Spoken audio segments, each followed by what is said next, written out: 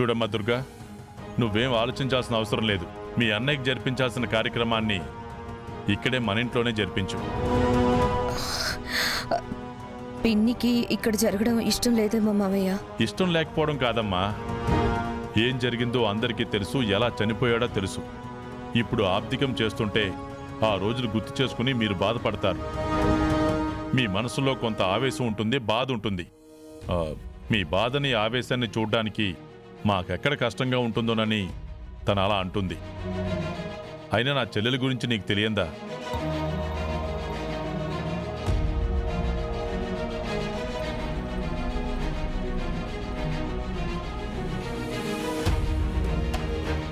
సరే, మా అన్న చెప్తుండాడు కదా, ఆయన మాటకెదురే ఉండాది. ఆయన చెప్పినట్టు ఆ కార్యక్రమం ఏదో ఏడ్నే చేసుకోండి.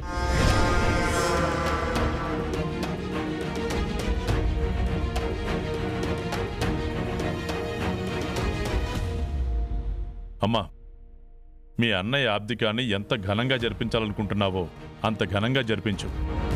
మీ అమ్మగారికి అంత స్తోమత ఉందా లేదా అన్న ఆలోచన వద్దు. ఈ ఇంటి కోడలుగా ఖర్చు పెట్టే హక్కు నీకుంది. నీకేం కావాలన్నా మొహమాట పడకుండా అర్జున్ అడిగి మరీ తెప్పించుకో.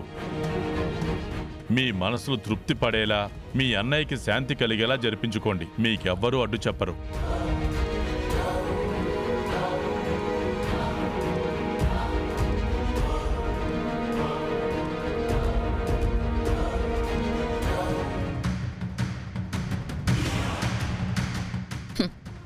నాకు తెలుసు మావయ్య గారు, నా అంతటా నేను అడిగితే తప్పవుతుంది. మీరంతటా మీరే జరిపించమని చెప్పారు కాబట్టి ఇప్పుడు చిరంజీవిని ఇంట్లో నుంచి శాశ్వతంగా బయటికి పంపించాలన్న నా లక్ష్యానికి ఇంకా బలం దొరికింది. నేను నా అన్న ఆబ్దికం జరిపించేది ఆయన ఆత్మశాంతికి మాత్రమే కాదు, ఆయన మాకు దూరం కావడానికి కారణమైన వాడు నా కళ్ళ ముందే సంతోషంగా తిరుగుతున్నాడే, వాడికి సంతోషంతో పాటు ఈ కుటుంబాన్ని దూరం చేయడానికే మానిపోయిన గాయాన్ని మళ్ళీ నేనే రేపుతున్నాను. వాడి మీద మీ మనసులో మళ్ళీ చిగురిస్తున్న ప్రేమని వేళ్లతో సహా తుంచేస్తాను. వాడి చుట్టుపక్కలే కనబడకుండా చేస్తాను.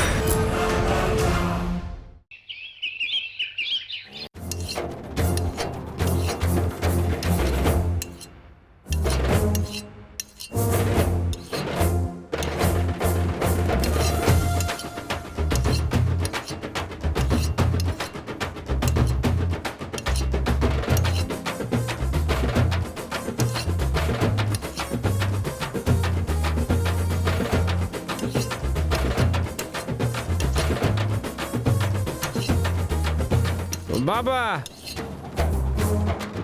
పొద్దున్నే నీ చేతి కాఫీ బాగా అలవాటు చేసుండవు, తలంతా తిరిగేస్తా ఉండదు.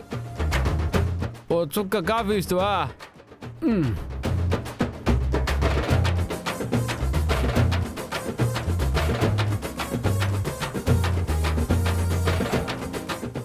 బాబా,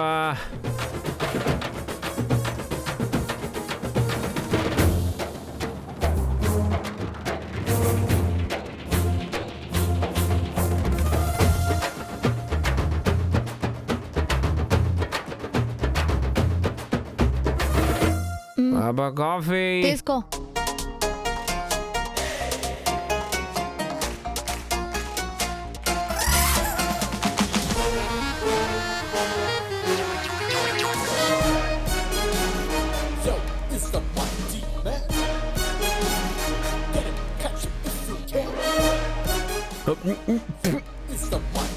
ఓ బాబా, కాఫీ అడిగితే మజ్జిగిచ్చుండవేంది? ఇప్పుడు నువ్వు తాగాల్సింది ఇదే. పొద్దున్నే ఎవడన్నా వేడిగా కాఫీ తాగుతాడు గానే, ఎండను పడొచ్చినట్టు మజ్జిగలు తాగుతావా? నేనెందుకు ఇచ్చానో నాకు తెలుసు, నీకే తెలియట్లేదు. నాకెట తెలుస్తుంది? సరే, రాత్రి ఏం జరిగిందో అదేనా తెలుసా? ఏం జరుగుండదు?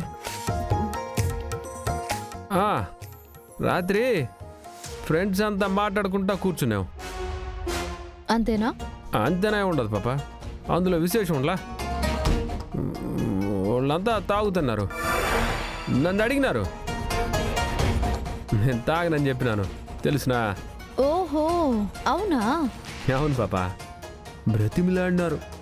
కుదరదంటే కుదరదని చెప్పేసినాను. హ్మ్? అంతేనా? సర్లేరా, నువ్వు తాగకుండా కూర్చుంటే మాకు తాగాలనిపించట్లేదు. కనీసం ఈ కూల్ డ్రింక్ అయినా తాగు. కూల్ డ్రింకేగా. నిజంగా కూల్ డ్రింకే మామా, తీసుకోమామా.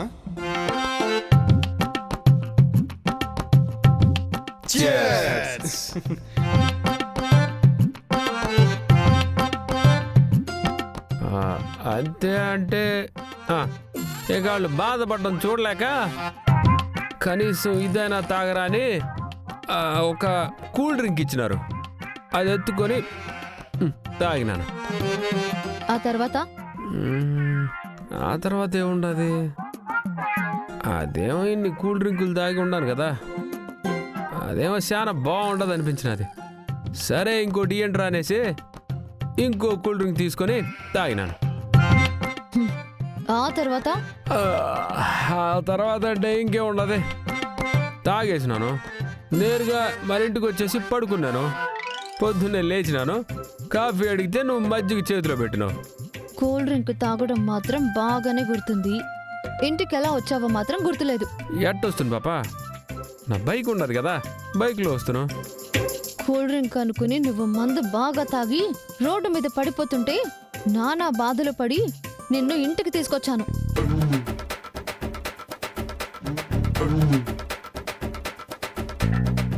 ఏంది పాప నువ్వు చెప్పేది? నేను తాగినానా? లేదు లేదు పాప, నేను కూల్ డ్రింకే తాగినాను. మాట్లాడకు.